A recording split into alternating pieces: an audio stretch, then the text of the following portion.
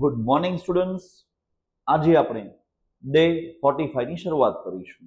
Day 44 માં શું શીખ્યા હતા? આગળ યાદ છે દરેકને? શું ભણ્યા હતા? યસ, સાદો ભૂતકાળ. અને એ સાદા ભૂતકાળમાં જે નકાર વાક્યો હતા એ આપણે ભણ્યા હતા.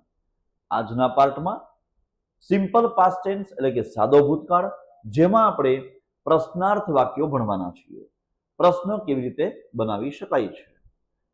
એની પહેલા આપણા જે 5 નાઉન આજે લેવાના છે, જેમાં ઇન્સેક્ટ્સ એટલે કે જીવજંતુ છે, ડ્રેગન ફ્લાય, વ્યાક પતંગ, ગ્રાસોપર, તીતીત ઘોડો, બીટલ, ભૃંગ, લેડીબગ એટલે લેડીબગ નાનકડું એક આવે છે, કોકરોચ એટલે વંદો. આવા જીવજંતુ આપણે આજુબાજુમાં જોતા હોઈએ છીએ. અને આગળ જે ડે 44 જે આપણો ગયો એનું હોમવર્ક છે. નકાર વાક્યો હતા, એનું અહીંયા સોલ્યુશન આપેલું છે. દરેકે વાક્યો બનાવ્યા જ છે. તો હવે આપણે એનું સોલ્યુશન ચેક કરીએ. મેં ચા પીધી નહીં એટલે કે I did not drink tea, I did not take tea. તમે આ બેમાંથી એક શબ્દ વાપરી શકો છો. ડીડ નોટની જગ્યાએ ડીડન્ટ પણ વાપરી શકાય છે. તે શાળાએ ગયો નહીં એટલે કે હી ડીડન્ટ ગો ટુ સ્કૂલ. તેણીએ ગીત ગાયું નહીં એટલે કે શી ડીડન્ટ સિંગ અ સોંગ.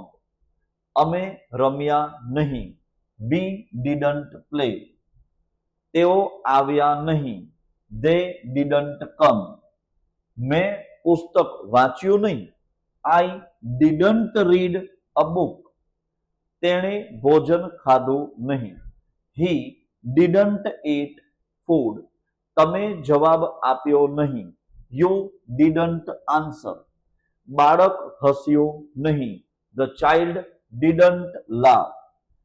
વરસાદ પડ્યો નહીં, ઇટ ડીડન્ટ રેઇન. જો બહુ જ સહેલા વાક્યો છે, માત્ર ડીડન્ટ મૂકવાથી આપણું કામ પૂરું થઈ જાય છે. હવે આજનો ટોપિક છે આપણો, જેમાં ભણવાના છીએ સિમ્પલ પાસ્ટ ટેન્સની અંદર પ્રશ્નાર્થ વાક્યો. એટલે કે જ્યારે આપણે પ્રશ્નાર્થ વાક્ય બનાવવાનું હોય, જેમ કે તે શાળાએ ગયો, આ વિધાન વાક્ય. He went to school. પણ પ્રશ્ન બનાવીએ કે શું તે શાળાએ ગયો હતો? શું તે શાળાએ ગયો હતો? તો વાક્ય શું આવશે? Did he go. Did he go. Did he go to school. અહીંયા જે કર્તા છે હી હોય, I, we, you, he, she, it, they, આ બધા આપણા માટે કર્તા. I, we, you, he, she, it, they, અથવા કોઈનું નામ આપેલું હોય, એક વચનમાં, બહુવચનમાં, કોઈ પણ. તો આ બધા જ આપણા માટે કર્તા. તો કર્તાની પહેલા ડીડ અને કર્તા પછી ક્રિયાપદનું મૂળરૂપ. ક્રિયાપદનું મૂળરૂપ એટલે શું? જેને આપણે V1 તરીકે ઓળખીએ છીએ. વર્બ, ક્રિયાપદ. ક્રિયાપદના 3 અલગ અલગ રૂપ છે, V1, V2, V3. V1 એટલે ક્રિયાપદનું મૂળરૂપ, V2 એટલે કે ભૂતકાળ, અને V3 એટલે કે ભૂત કૃદંત હોય છે. જેમ કે આગળ આપણે શીખ્યા છીએ પ્રમાણે V1, V2 અને V3. ફોર એક્ઝામ્પલ, કમ એનું ભૂતકાળ છે કેમ અને ભૂત કૃદંત છે કમ. ક્રિયાપદનું મૂળરૂપ છે ગો, અહીંયા આવશે વેન્ટ, અહીંયા આવશે ગોન. તો જે ક્રિયાપદનું જે મૂળરૂપ હોય, જેને આપણે કહીએ છીએ વર્બ 1, તો જે V1 જે છે એનો અહીંયા ઉપયોગ થશે.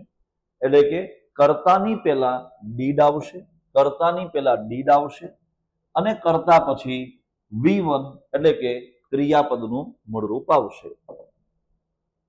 તો વાક્ય બનાવીએ આપણે. શું તમે ચા પીધી?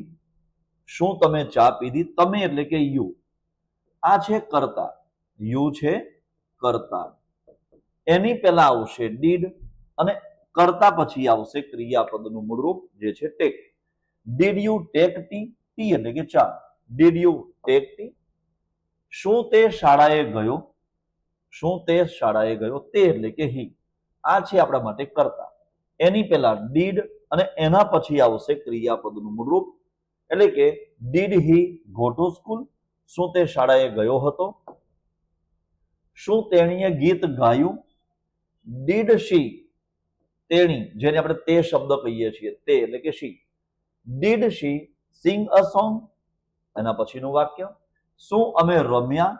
રમવું એટલે કે પ્લે. અમે એટલે કે વી. વી છે કર્તા. કર્તાની પહેલા ડીડ અને કર્તા પછી ક્રિયાપદનું મૂળરૂપ આવશે એટલે કે ડીડ વી પ્લે?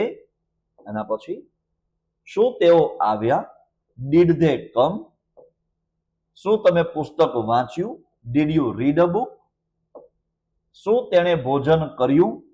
શું તેણે ભોજન કર્યું? તેણે એટલે કે તે એટલે કે હી, એટલે અહીંયા આવશે હી કર્તા છે. કર્તાની પહેલા ડીડ અને કર્તા પછી આવશે ક્રિયાપદનું મૂળરૂપ એટલે વાક્ય બનશે ડીડ હી ઈટ ફૂડ? એના પછી શું તમે જવાબ આપ્યો? Did you answer? શું તમે જવાબ આપ્યો? Did you answer? શું બાળક હસ્યું? પ્રશ્નાર્થ વાક્ય છે. Did the child laugh? શું વરસાદ પડ્યો? Did it rain? એટલે અહીંયા આપણા જે 10 વાક્યો છે એ પૂરા કર્યા, જેની અંદર શરૂઆતમાં કર્તાની પહેલા આપણે વાપરીએ છીએ ડીડ અને કર્તા પછી આવશે ક્રિયાપદનું મૂળરૂપ આવે છે. હવે આવા જ તમારા માટે બીજા 10 વાક્યો છે. ડે 45 નું આપણું હોમવર્ક છે, એ તમે કરીને રાખજો. ફરીથી મળીશું આપણે ડે 46માં. એની અંદર આના હું જવાબ બોલીશ, એ તમારે ચેક કરવાના છે. તો મળીશું આપણે ડે 46માં. Thank you.